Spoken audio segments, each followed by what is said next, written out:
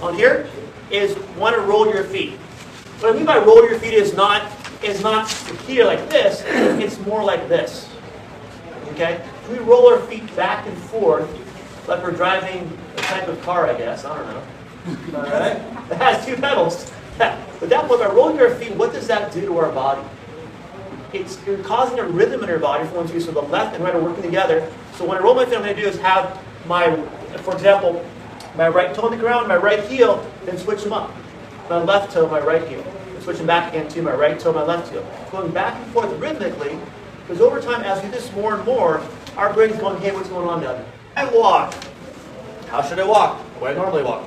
But again, we talked about earlier when you're sitting down, I want to encourage people to stomp. When they stomp, that's going to cause a knee problem, foot problem. It also comes usually from an injury they had before. So my thing is, I wanted someone that had a hand on the wall. I want to do is put my left foot forward to start, just my own preference, and I want to be on my left toe, my left heel, sorry, my right toe a little bit, and just roll forward.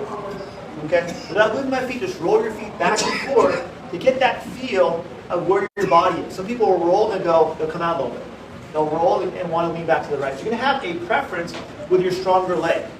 I want to focus on, with my eyes open, my head straight going forward, can I roll forward and keep my head up the whole time to build confidence that my body is going to do the right thing. It takes time, movement, it takes practice.